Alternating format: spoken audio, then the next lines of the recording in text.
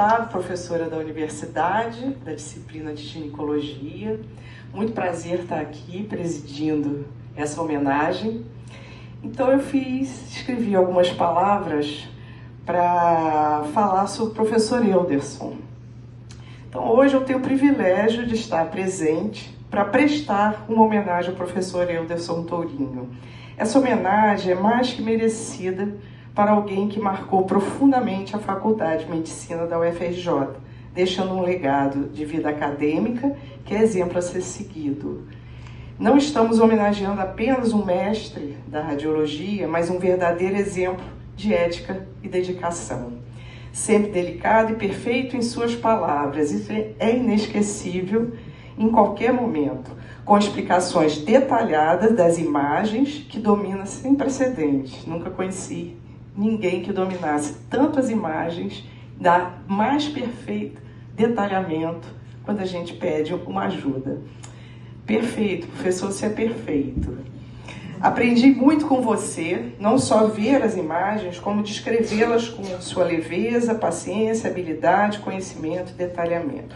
Professor, falar um pouquinho da trajetória do professor, que eu peguei as informações com ele mesmo, falei, professor, eu quero falar de você um pouco da sua vida. Então, o professor Elderson Tourinho nasceu em Rondônia, Porto Velho, formou-se pela Faculdade de Medicina da Universidade Federal do Pará em 1975. Pós-graduou já no Rio de Janeiro, no Instituto Manoel de Abreu, e sua trajetória nessa nossa instituição, a nossa Universidade Federal do Rio de Janeiro, teve início em 1978 como professor do Departamento de Radiologia da Faculdade de Medicina. Bom, a partir de 1995 passou a exercer suas atividades no Instituto de Ginecologia da UFRJ, onde permaneceu conosco e fará muita falta no nosso serviço, porque sua presença nos assegura excelência em laudos e ensinamento primorosos. Entrou como membro titular da Academia de Medicina do Rio de Janeiro em 2008, cadeira 58, e presidiu essa academia de 2021 a 2022. E eu tive a honra de ter sido indicada como membro dessa academia nessa época, ainda não pude assumir, né, professor, mas o convite veio de forma honrosa. Além disso, é membro honorário das academias de medicina do Amazonas, do Piauí e de Rondônia. Como disse o professor Alberto, ele não só brilhou como membro das academias de medicina, mas também como membro de outras academias ligadas à literatura e arte, por sua facilidade de expressão. Então, ele brilhou na Academia de Jornalismo e Escritores e Academia de Letras e Artes Luso-Suíça. Participou de exposição fotográfica internacional, por sua versatilidade, expondo temas como Lagos Amazônicos e o Pão de Açúcar ao Amanhecer, em Lisboa e Oeiras, Portugal, e Milão e Itália. Parabéns, professor. Hoje estamos aqui recordando toda a sua trajetória, com tristeza de lembrar que não teremos mais a convivência tão iluminada desse professor querido, mas também querendo expressar gratidão profunda por tudo que deixou em nós. Com você ganhamos lições e valores que levaremos para sempre. Com essa nova fase de aposentadoria, que a sua nova fase de aposentadoria seja leve, cheia de paz, descanso e alegria. Que você possa se dedicar a si mesmo, às artes e a tudo que achar importante, com o mesmo carinho que se dedicou à universidade. E que possa voltar, como o professor Alberto falou, para nos honrar com outros momentos da universidade. Bom, em nome da direção, professores, residentes, alunos e funcionários do Instituto de Ginecologia da UFRJ, quero agradecer por tudo e dizer que sua marca será sempre lembrada e sua contribuição foi imensurável. A você todo o nosso respeito e carinho e obrigada por sua dedicação ao nosso Instituto. Parabéns pela sua jornada e que a aposentadoria seja o início de nova e bela etapa, de bastante fotografias e música, que você merece. Obrigada a vocês todos por esse espaço que pude expressar o nosso apreço ao professor Euderson. Vocês não têm tido contato, eu tive muito contato com o professor Euderson e depois vou falar algumas peculiaridades, mas eu queria dizer que quando nós temos as aposentadorias dos nossos docentes e docentes que tiveram, a maioria assim o tem, né? Um papel muito importante na consolidação da imagem da assistência do hospital universitário, é um fato que merece ser levado, porque professor Euderson, que é de uma geração onde nós tínhamos toda uma liturgia e dentro da própria faculdade um universo um tanto diferente, onde, enfim, uma filosofia um pouco diferente. Hoje nós temos algo um pouco menos formal, talvez eu ainda represente um tantinho da formalidade, porque eu ainda sou de uma geração que pegou esse grupo, mas nós saímos da cátedra para um professor titular, que é uma outra conotação, e era uma época muito proveitosa e que a gente tinha muito prazer em vir aqui trabalhar. Eu me lembro bem disso, e o professor Euderson, quando a gente mencionava ultrassonografia, era o habemus papam, era o próprio. Então, o professor Euderson pontificou, e ainda pontifica no Rio de Janeiro, como uma referência em ultrassonografia. E vejam que quando o hospital inaugurou, não tinha ultrassonografia ainda.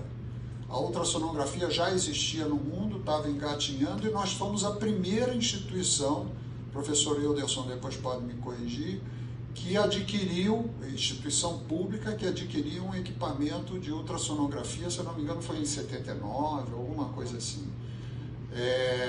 E não tinha nada, não existia ressonância magnética, não existia tomografia computadorizada, na maioria das vezes eram métodos radiológicos contrastados, ou tecnesse, ou o que fosse, e acabou. E o ultrassom. E como eu trabalhei numa área que tinha muita interface com a ultrassonografia, que, vamos dizer, numa especificidade era a cirurgia de tireoide, o professor Euderson era assim o consultor mor de todo o paciente que apresentava um nódulo tiroidiano. Então parava nele, tinha os critérios de malignidade, benignidade, e nós estávamos tateando ainda dentro dessas rotinas e guidelines para saber o que fazer com o paciente. Tanto é que nós criamos, o professor Manuel Domingos está aqui, junto com o professor Aloysio, basicamente foi o professor Aloysio que montou, Aloysio Rodrigues, que foi professor do departamento de cirurgia, um setor de cirurgia endócrina no departamento de cirurgia que tinha uma interação estreitíssima com a atuação do professor Euderson. Ademais, o professor Euderson tem muitas qualidades, muitos predicados. É um músico de mão cheia, ele não vai dizer isso, mas eu posso dizer, e eu acho que isso faz parte do nosso ambiente intelectual e cultural. É preciso que nós médicos não nos mantenhamos numa situação em que a medicina é tudo. A medicina é quase tudo, né? Mas a gente tem família, a gente tem uma vida, e eu acho que essa capacidade de você prover alternativas ao seu dia a dia lhe aumenta, e eu diria isso com absoluta certeza, a sensibilidade como ser humano. E o professor Euderson tem todas essas características. Os pacientes que o visitam, não diriam que veneram, porque aí eu estou exagerando, mas o adoram. E eu acho que, como sempre, né, é uma perda para a faculdade. A gente espera que essa perda não se expresse ou materialize com um fim, mas sim com um meio que a gente possa trazer ainda o professor Euderson para participar de nossas atividades dentro da instituição. Existem até burocracias que possam permitir isso, até num movimento legal, tipo colaborador, etc. Isso cabe ao departamento. Então, eu vou passar a palavra à professora Yara. Aliás, desculpe, é a professora Yara, né, que vai fazer as honras da casa, para então depois conceder a palavra ao professor Euderson. Professor Tourinho, né, com quem eu aprendi muito. O professor Tourinho, conforme já foi dito aqui, referência nacional em ultrassonografia e radiologia, mas especialmente em ultrassonografia, e ele participou conosco, o professor Humberto Perrota, que organizava os cursos de cirurgia de tireoide, mais de 30 anos seguidos, dando os cursos de tireoide, ensinando não só os aspectos ultrassonográficos, mas ensinando todos os aspectos até clínicos também, né? Então, ele sempre teve essa disposição de ensinar a todos nós. Como eu faço cirurgia de tireoide em consultório, eu recebo muito paciente, encaminho muito paciente para ele. Como foi já dito pelo professor Alberto, os pacientes adoram o professor Tourinho, porque ele conversa, ele tem um carisma muito grande e conta histórias, enquanto os pacientes vêm falando exatamente sobre essas coisas aí. Então, o Tourinho, eu acho que conforme você já foi falado aqui pela professora, espero que você continue ensinando a gente, tá? Um abraço para você. Obrigado, professor Manuel. Professora Alice. É um privilégio ter reconhecido, fazer parte de alguma forma, junto com outros colegas que lidam com endocrinologia, em especial com tireoidologia, contigo. Nós fazemos parte de grupos que felizmente não tem nada a ver com a aposentadoria, né? E que continuaremos presentes.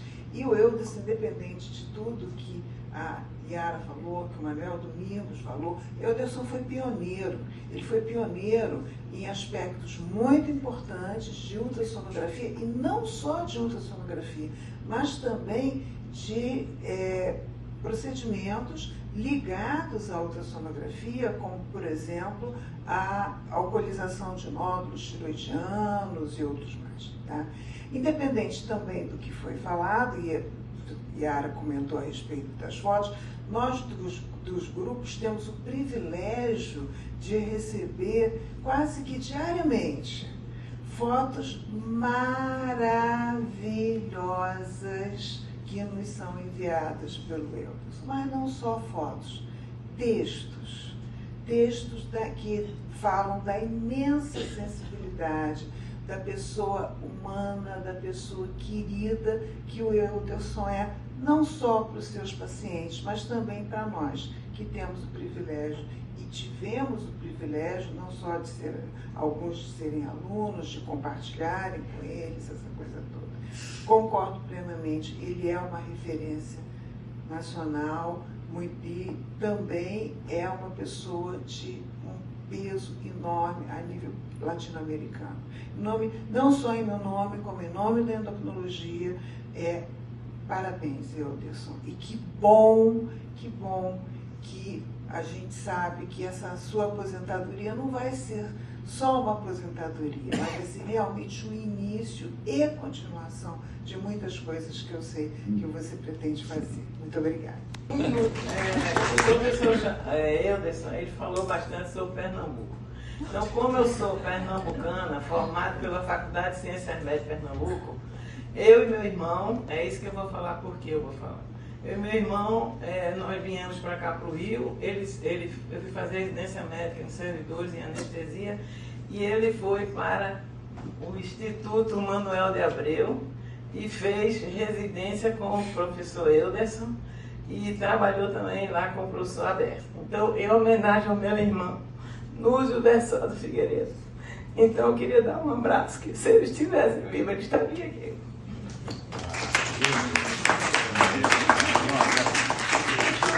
Ele faleceu há 7 anos atrás, de uma aneurisma de alta tática. Parabéns, professor. Muito obrigado.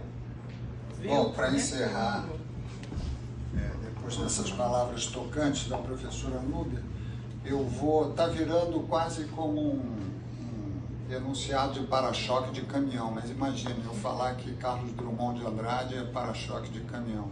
Na realidade, eu sempre repito um poema, uma parte, um trecho do poema Memórias dele, e que diz o seguinte: as coisas tangíveis tornam-se insensíveis na palma da mão, mas as coisas findas, muito mais que lindas, estas ficarão. E isso é a representação dos nossos professores e do seu irmão também, professora Núbia.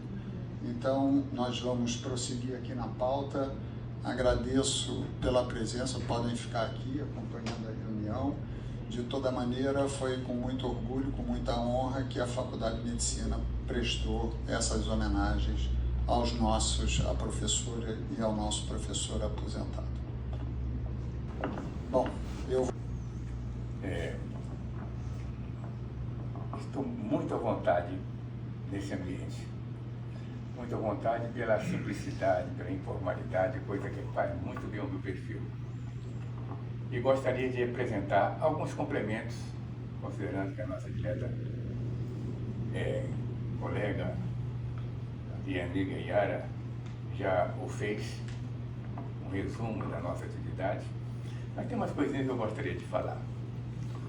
Fiz ontem à noite, já era mais ou menos 1h da manhã, quando chegamos em casa. Ana Maria, escritora, estava num encontro de escritoras e eu cheguei e fiz uma pequena anotação. Bom, no início, em 1975, o professor Abel Arantes Pereira orientou a nossa pós-graduação em radiologia. Na época, frequentávamos o curso do professor Luiz Feijó, Clínica Médica.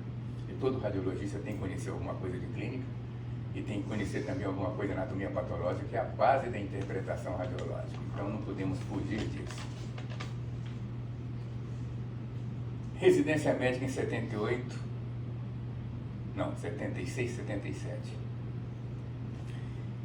Inauguração do HU, e todos nós aqui participamos, tem uma geração de pessoas, já não somos tão jovens assim, porque para participar 78, fevereiro de 78, inauguração do nosso hospital. Aqui tem vários que participaram dessa inauguração. Depois chamado então Clementino Fraga Filho. O chefe do departamento de radiologia na época era o professor Nicola Caminha, grande mestre da radiologia nacional, muito respeitado. E o chefe do serviço, o professor Abel Arantes Pereira. O professor Abel Arantes Pereira fazia um gênero assim muito rigoroso. Aprendemos muito com ele com base nesse rigor.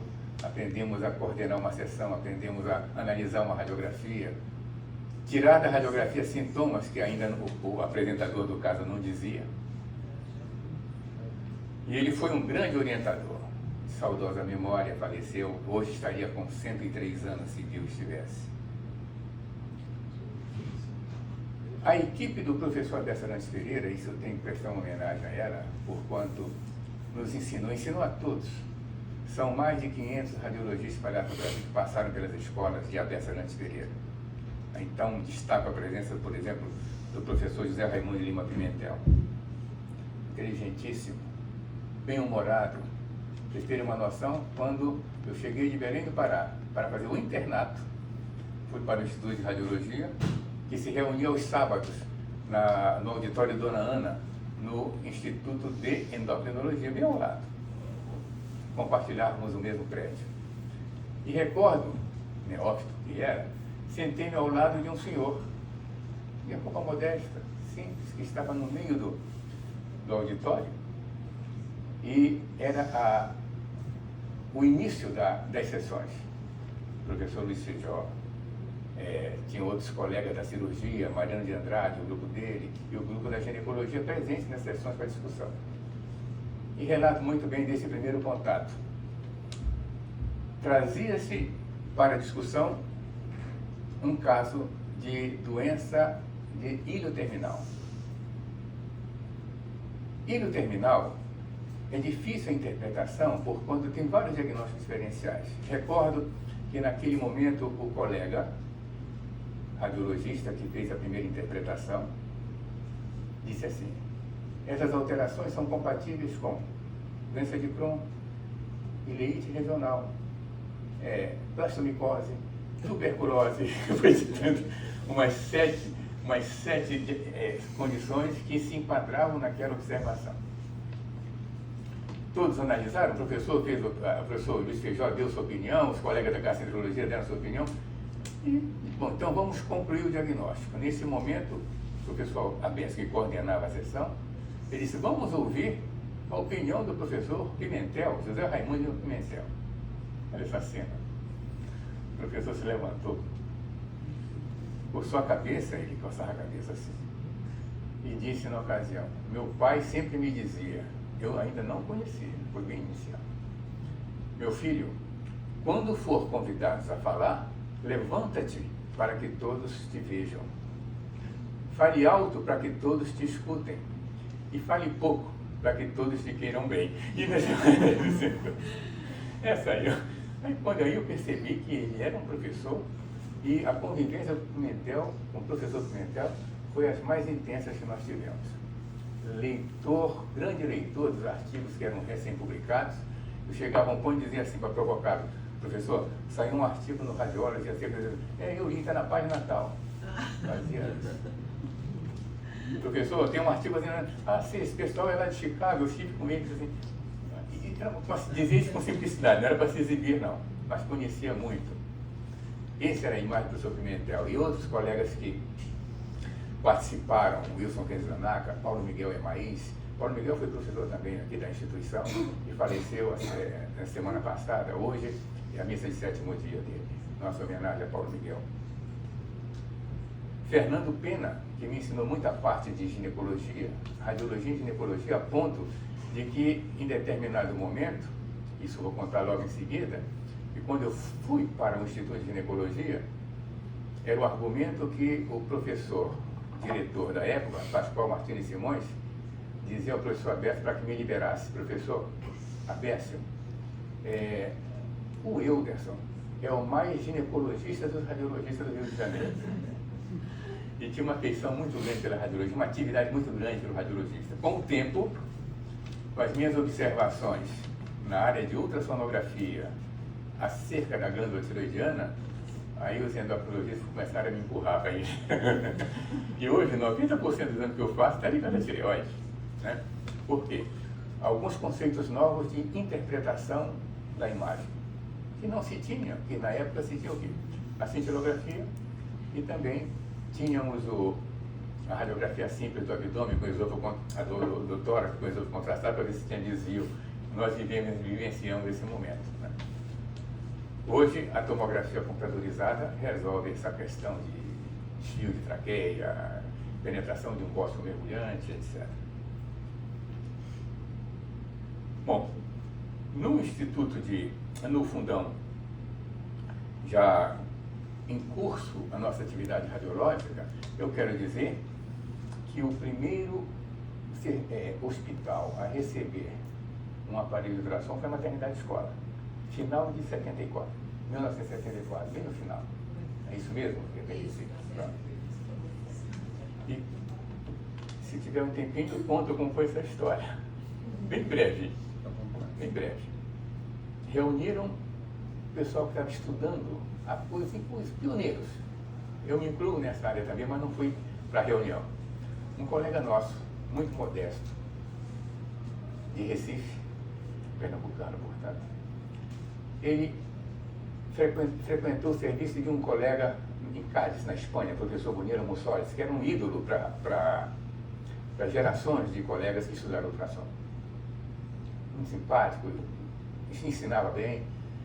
E o professor Bonheiro Mussoles, então, recebeu esse colega,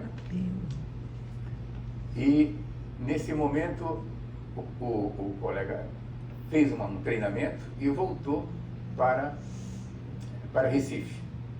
E nas cercanias de Recife ele trabalhava numa maternidade. Quando ele chegou, um grupo, eu não vou dizer a marca do equipamento que ele trabalhara lá, já foi procurar e dizendo assim: professor Paulo, doutor Paulo, olha, nós temos aqui o equipamento para lhe oferecer, o equipamento que o senhor treinou em CADES. Aí a modéstia do nosso colega dizendo assim, não, eu não tenho dinheiro para comprar esse equipamento, eu sou uma pessoa com recursos limitados. Ele disse, então por que o senhor não estabelece ou não combina com a maternidade para que adquira esse equipamento onde o senhor vai trabalhar? A nossa maternidade é muito pobre, não sei, era 280 mil marcos na época, um aparelho tudo novo, né? Bom, para finalizar, esse grupo tinha gente de São Paulo, Rio de Janeiro, ele de Recife, Ceará também era convidado, chegaram a fazer uma reunião para definir algumas coisas. Entre essas coisas, quem é o pioneiro da ultrassonografia no Brasil? Então, o colega disse, não, é o Rio de Janeiro. O outro disse, não, o pioneiro somos nós de São Paulo. E foi com aquela confusão. Esse colega modesto abriu uma pastinha e disse, não, o pioneiro sou eu. Quando vocês começaram? Nós começamos em outubro, nós começamos em novembro. Não, o pioneiro sou eu. Olha aqui, puxou um jornal com a fotografia dele na primeira página, fazendo o exame de ultrassom com a imagem fetal na tela. E a data era anterior a que os colegas estavam dizendo. Então, o pioneiro sou eu. A gente bateu o pioneiro. Conta na história da ultrassonografia esse detalhe. Algumas sugestões que eu fiz a partir do ingresso da ultrassonografia. Mudança na rotina diagnóstica da investigação das massas abdominais na infância. Era uma investigação sofrida para a criança. Radiação ionizante, de certo modo, em grande quantidade. Calvografia inferior, urografia excretora, etc, etc. E eu disse, por que não se faz a ultrassonografia? Vai se detectar exatamente qual é a causa da massa abdominal. Hidronefrose, neuroblastoma, tumor de Wilms. Isso aí seria abreviada tranquilamente a investigação diagnóstica. Então, isso foi a ser praticado hoje. Abdômen agudo. E aqui eu evoco a imagem de dois grandes mestres e que ajudaram muito nessa propagação. O professor Perrota e Evandro Freire. Os dois organizavam cursos de abdômen agudo e para onde eles iam, aqui no Rio, fazia cursos anuais, professor Perrota. E o professor Evandro Freire, ele tinha, digamos, uma situação muito diferenciada, porquanto era o coordenador dos cursos do Colégio Brasileiro de Cirurgiões. Então ele dizia, eu vou dar um curso de abdômen agudo em Juiz de Fora. Vem comigo, você fala sobre ultrassom? Fala. Dá um curso em Recife, você vem comigo? Né? Então eu andei para o Brasil, muitas vezes, acompanhando para falar sobre a ultrassonografia e essas novas indicações. A introdução. Bom, eles são Humberto Perrota e Evandro Freire, foram os grandes difusores, colaboraram muito conosco. Mas tem um caso, uma situação, que eu não poderia deixar de falar. Colecistograma oral. Essa geração conhece o colecistograma oral. Os mais jovens não sabem mais o que é colecistograma, não sabem, não têm contato com o colecistograma oral, porque não mais existe.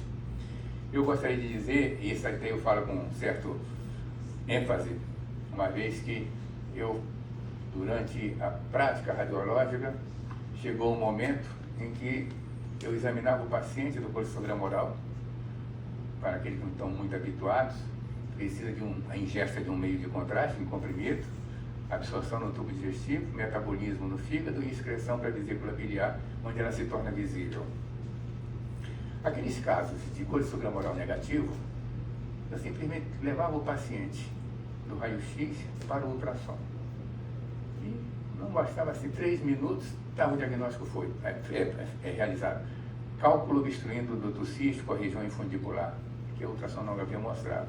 E eu comecei a apresentar aos nossos professores, chefe de serviço, e disse, olha, eu penso que o colecistograma oral deve ficar em segunda etapa para a investigação. Primeiro ultrassom. Isso depois de umas 300 a 400 observações. Falava, portanto, com consistência. E como era um garoto de Porto Velho, Rondônia, formado nas Lídias de Belém, quer dizer, ô garoto, você vem aqui, quer mudar as regras? Eu disse, não, mas aqui os resultados. Não, isso aqui é muito precoce, para que serve o ultrassom? Para onde vai? Será que vai resistir essa ultrassom, essa tecnologia vai resistir, como outras que entraram e saíram, chegaram a, digamos, entrar em decadência sem antes ter conhecido o apogeu? E eu tinha a crença de que esse método ia dar certo. Muito bem. Quem ajudou muito foi, e que gostava muito da patologia biliar, era Evandro Freire. E ajudou muito a prosperar essa ideia. E mais, um dia recebo no consultório o professor Humberto Perrota. E ele, muito simples, aquela maneira simples dele falar, pega no meu braço assim e diz assim, Euderson, você acredita mesmo nessa ideia do ultrassom precedendo o colestograma oral? Eu disse, claro, professor, eu não só acredito, como vou lhe mostrar. Não, ele me segurou, não quero ver nada. Você está convidado para escrever o editorial da próxima produção, da próxima revista do CBC, abril do próximo ano. Isso era outubro. Eu escrevi o editorial. A partir daí, parece incrível, mas começou o declínio do colestograma oral, que era, diga-se, o exame que eu mais gostava de fazer. Adorava fazer colestograma oral. Tive que decretar que ele tinha um papel secundário. E 3 anos depois, vocês já não encontraram mais contraste para fazer o colestograma oral.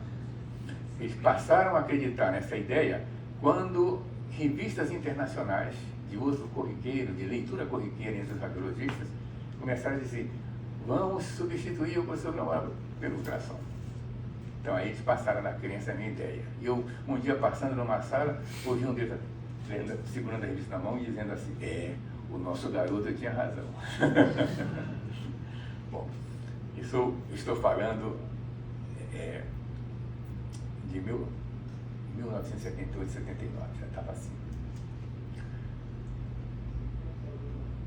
Bom, 79 tem uma coisa que vai interessar muito a todos também, foi um dia muito marcante.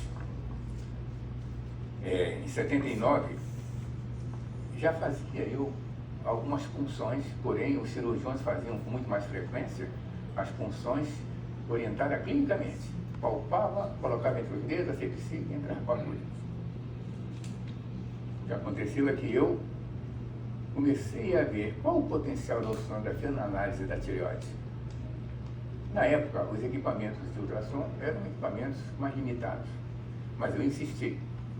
E um dia eu pensei assim, quem sabe nós não vamos fazer uma punção orientada por ultrassom. Eu já fazia biópsia hepática, drenava abscesso hepático orientado por sonografia. Por quê? Não fazia também na ultrassonografia em relação à tireoide.